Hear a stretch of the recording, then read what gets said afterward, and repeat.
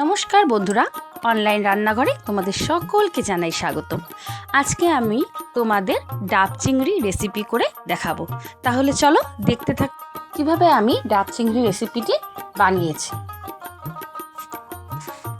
প্রথমে আমি মাঝারি সাইজের কিছু চিংড়ি নিয়েছি, যার মাথার দিকের আঁশ দুটি কেটে নেব। প্রত্যেকটি কাটা হয়ে গেলে ভালো মতো জল দিয়ে ধুয়ে নেব।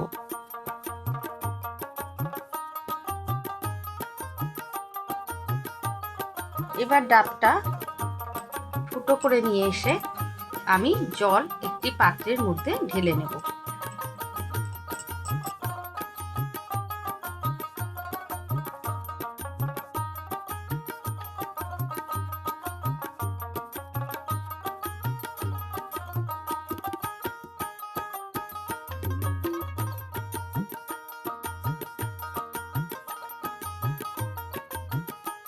এবার কড়াইয়ে তেল গরম করে আমি চিংড়িগুলো এপাশ ওপাশ করে ভেজে নেব।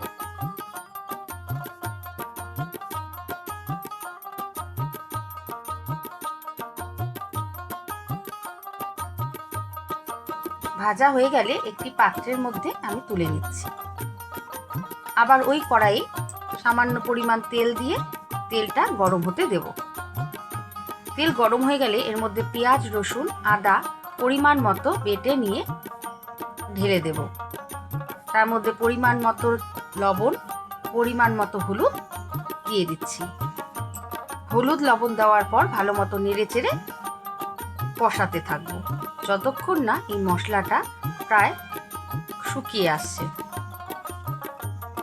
যখন বুঝবো অনেকটা শুকিয়ে গেছে, তারপর আমি পেঁয়াজ রসুন বাটার যে মধ্যে সামান্য পরিমাণ জল দিয়ে এর মধ্যে দিয়ে দেব।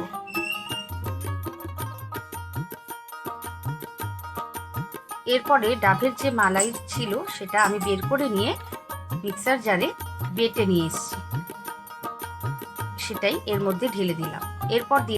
এরপর আমি এর মধ্যে পরিমাণ মতো পোস্ত, পরিমাণ মতো সাদা সর্ষে আর 4-5টি কাঁচা লঙ্কা বেটে নিয়ে এর মধ্যে দিয়ে দিলাম। সাথে ভেজে নেওয়া চিংড়ি মাছগুলো দিয়ে একসঙ্গে নাড়াচাড়া করে নিচ্ছি।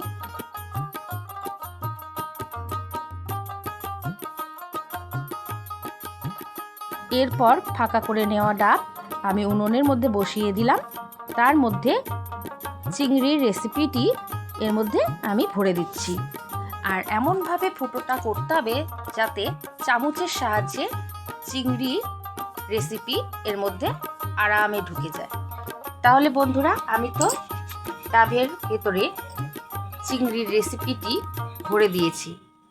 এরপর আমি আটার ডো বানিয়েছিলাম, সেই ডো থেকে একটি লেচি ছিঁড়ে নিয়ে আমি একটু রুটির মতো বানিয়ে ডাবের উপরে লাগিয়ে দিচ্ছি, যাতে যখন এই জালটা হবে ডাব চিংড়ি তখন বাইরে দিয়ে বেরিয়ে না যায়। তো এবার জাল ভালো মতো হতে দেব লো টু মিডিয়াম ফ্লেমে। 10 থেকে 15 মিনিট পর এইরকম হয়েছে। ডাবের নিচের অংশ পুড়ে গেছে। সম্পূর্ণ ডাবের অংশটুকু যখন পুড়ে যাবে তখন বুঝে নিতে হবে ডাব চিংড়ি হয়ে গেছে। আমার ডাব চিংড়ি কমপ্লিট। আমি এখন মেয়েকে খেতে দিয়েছি, শাশুড়িকে খেতে দিয়েছি। ওরা খেয়ে বলছে দারুণ, শাশুড়ি বলছে অপূর্ব হয়েছে। তাহলে বন্ধুরা, এই রেসিপি বাড়িতে একবার বানিয়ে আমাকে কমেন্ট করতে ভুলবে না কিন্তু।